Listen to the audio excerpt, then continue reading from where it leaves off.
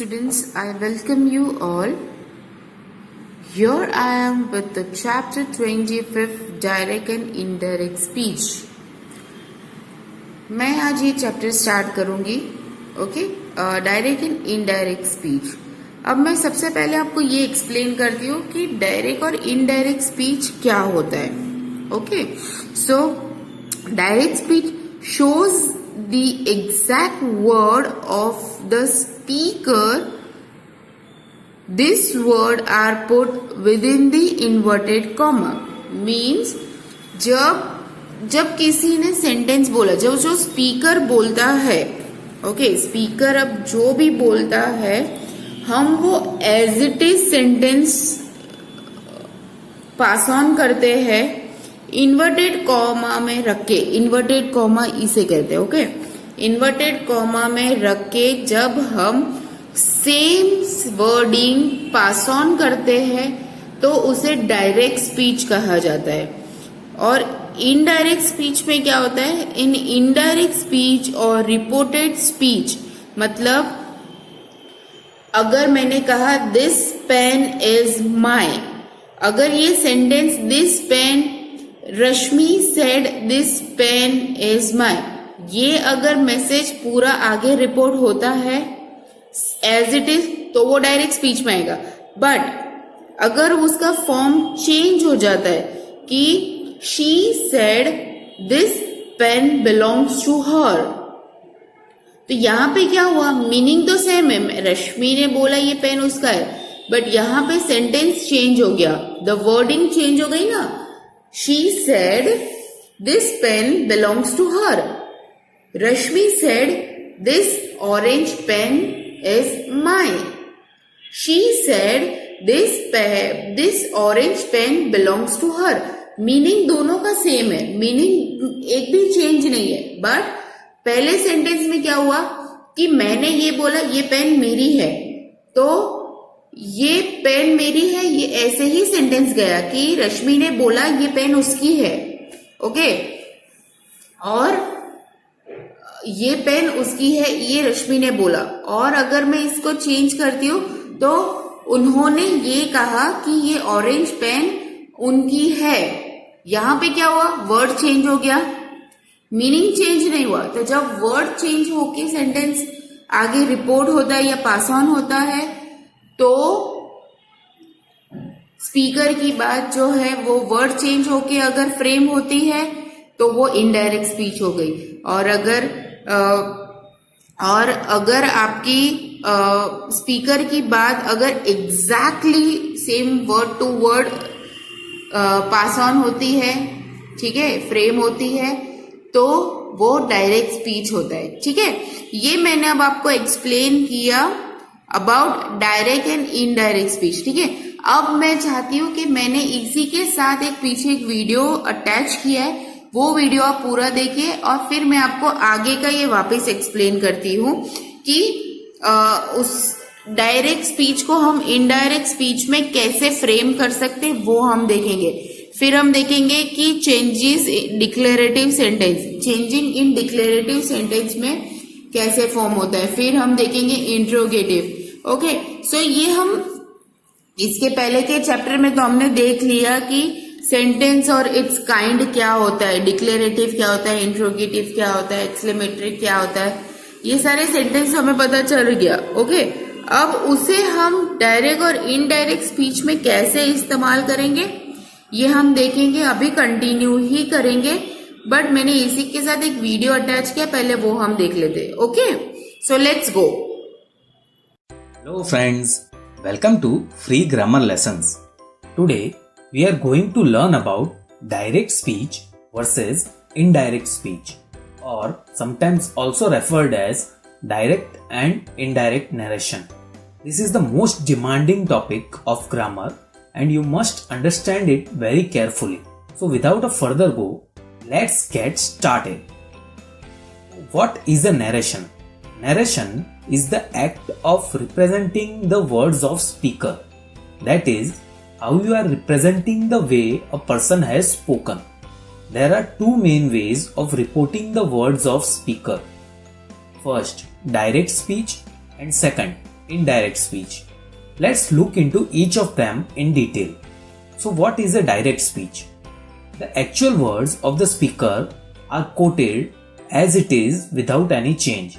The exact words of the speaker are enclosed in inverted commas or quotation marks. For example, Yogesh was studying when his friend John came. John asked, "What are you doing?" He said, "I am studying." Now, if John wants to report what Yogesh said as it is, then he can say, Yogesh said, "I am studying." This is direct speech. Here you can see the quotation mark around the sentence "I am studying." Also, said is the reporting verb here and "I am studying" is the reported speech. Let's look into one more example. Lucy was wearing a skirt.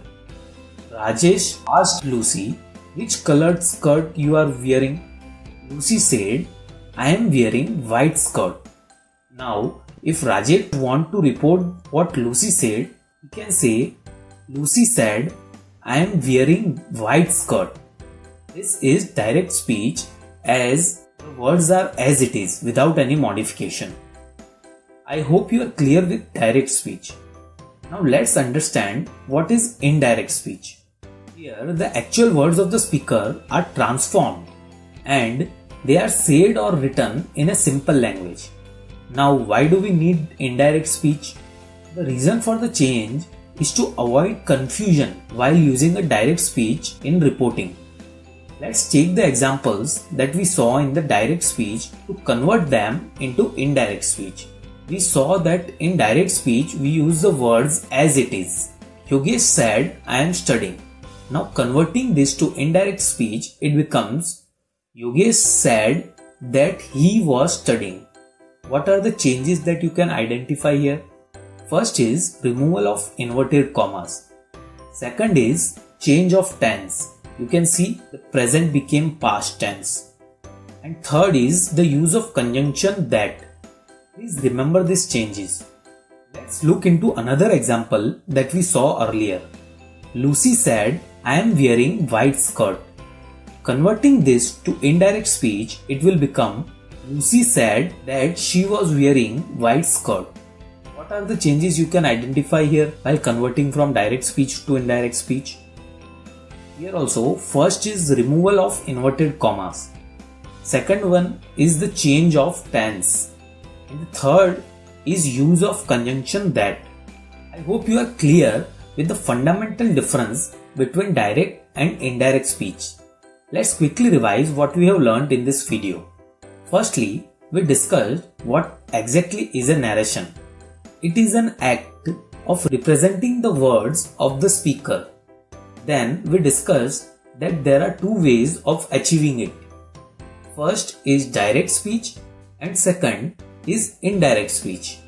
In direct speech, the actual words of the speaker are quoted as it is without any change. The exact words of the speaker are enclosed in inverted commas. Finally, in indirect speech, the actual words of the speaker are transformed and are said or written in a simple language. That's all about direct and indirect speech in this video. In the next video, we will discuss how to convert direct speech into indirect speech. Thank you for watching the video. If you have any questions or need any grammar lesson, please message me in the comment section. If the video helped you, please hit the like button. Do share the video so others can learn and do subscribe to the channel to get regular updates about the course. अब आपको ये समझ में आ गया कि indirect speech और direct speech क्या होता है, क्योंकि अब ये बहुत थरली बिकॉज ये बहुत ही इम्पोर्टेंट चैप्टर है इन अ ग्रामर. ओके, सो आपको ये समझ में आ गया. अब हम देखेंगे how to change direct speech to indirect speech. Tina said I play Scrabble Tina said I play Scrabble with my mother every day. अब यहाँ पे क्या हो रहा है, यहाँ पे क्या हुआ, यहाँ पे डायरेक्ट स्पीच को इनडायरेक्ट स्पीच में कन्वर्ट किया गया है. सेंटेंस क्या है, Tina said I play scribble with my mother every day. ये डायरेक्ट स्पीच है. क्यों? क्योंकि ये टीना ने कहा और ये एज इट इज, ये टीना ने जब कहा इन्वर्टेड कॉमा, तो आपको पता चल गया कि टीना ने क्या बोला। ओके, तो एग्जैक्ट वर्ड तो ये है, जो उसका इनडायरेक्ट उसका जो डायरेक्ट स्पीच है वो तो इन्वर्टेड कॉमा में आ गया, लेकिन ये एग्जैक्ट वर्ड है। अब इसको हम इनडायरेक्ट में कैसे करेंगे? Tina said that she played scrabble with her mother every day. यहाँ पे क्या हुआ, दैट और शी, ओके, यहाँ पे अपना वर्ड इस्तेमाल किया गया और इन्वर्टेड कॉमा से निकाल दिया गया। ये एक नॉर्मल सेंटेंस में फॉर्म कर दिया, ओके, दैट और शी का इस्तेमाल करके। तो ये क्या हो गया, ये इनडायरेक्ट हो गया। क्यों?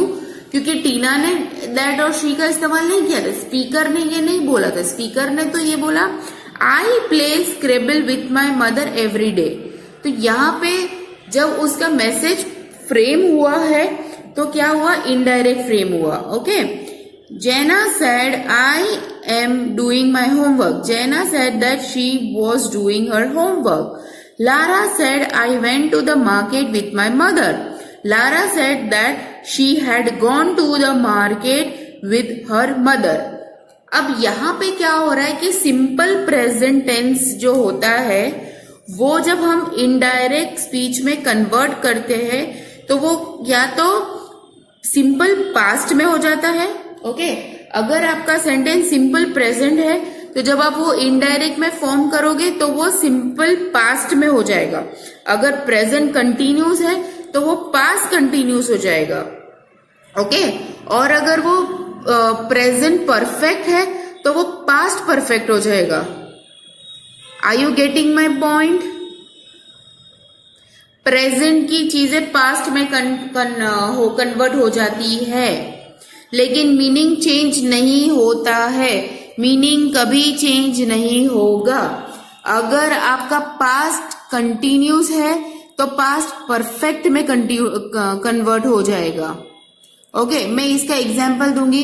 द गर्ल सेड वी, यहाँ पे आपको ये फिफ्थ वाला दिया गया क्योंकि आपको प्रेजेंट से पास्ट में अगर फॉर्म करना है, प्रेजेंट से जैसे present perfect change to past perfect, तो ये प्रेजेंट से पास्ट में कन्वर्ट करने के लिए आपको प्रॉब्लम नहीं आएगी। लेकिन सिंपल पास्ट से अगर को पास्ट परफेक्ट में करना है तो Lara said I saw an elephant near the station. अब ये सिंपल पास्ट है कि मैंने देखा था एक एलिफेंट स्टेशन के पास। अब हमें इसे क्या करना है, पास्ट परफेक्ट में कर देना है। Okay, Lara said that he had seen an elephant near the station. ये पास्ट का पास्ट में ही है क्योंकि ये सेंटेंस ऑलरेडी पास्ट में। तो आप क्या करोगे, आपका जब ऑलरेडी सिंपल पास्ट है तो आप क्या करोगे, पास्ट परफेक्ट में कर दोगे। क्योंकि मैंने आपको क्या बोला कि सिंपल से पास्ट में होगा, पास्ट से प्रेजेंट में नहीं होगा। इनडायरेक्ट में हमेशा पास्ट में ही होती है बात। तो फिर वो सिंपल पास्ट है, फिर वो पास्ट परफेक्ट है या पास्ट कंटिन्यूस है, तो वो इजी है क्योंकि प्रेजेंट से आप पास्ट में चेंजेस कर सकते हो। लेकिन पास्ट से पास्ट में क्या करना है कि सिंपल पास्ट हमारा पास्ट परफेक्ट में हो जाएगा।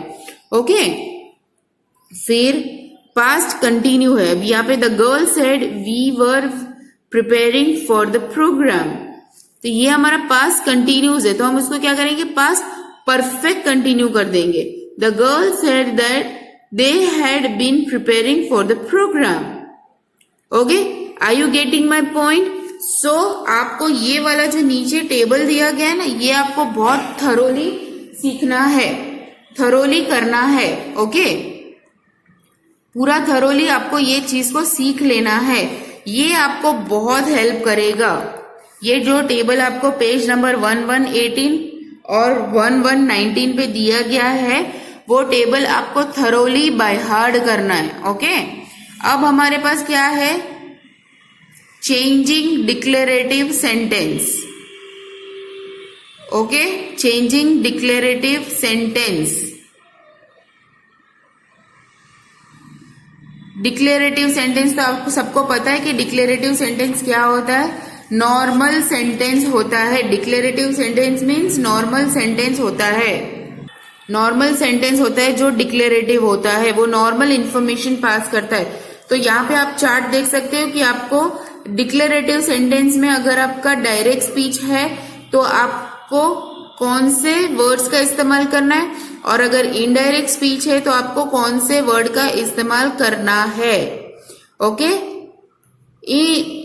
in declarative sentence we add the conjunction that to transfer direct speech into indirect speech। Declarative sentence में हम that का इस्तेमाल करते हैं। आप यहाँ पे एग्जाम्पल में देखेंगे हमने that का इस्तेमाल किया है। that is conjunction, आपको पता है ना, that is one conjunction, a an and that। Okay, so that हमारा कंजक्शन है। that के साथ अगर आपका डायरेक्ट स्पीच है तो ये, सॉरी, इनडायरेक्ट में हम क्या, that का इस्तेमाल तो हम इनडायरेक्ट में ही करते हैं, लेकिन डायरेक्ट में आपको ये वर्ड होगा तो आपको that के साथ इनडायरेक्ट में इसका इस्तेमाल करना है। सी, that, said that, asked that, told that, says that, tells that, asked that, told that। Okay, तो ये टेबल, ये चैप्टर में आपके पास जितने भी टेबल्स है ना, ये आपको सब कुछ बाय हार्ट करना है। ओके, इंट्रोगेटिव क्या होता है, हम क्वेश्चन पूछते हैं ना। In interrogative sentence the reporting verb said changes to asked, inquired, wanted, to know, etcetera. Okay, यहां पे भी आपको ये टेबल दिया गया, यहां पे भी आपको ये समझना है।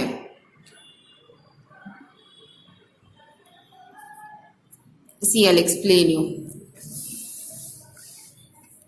My mother asked where you staying. Sorry, my mother asked, are you studying?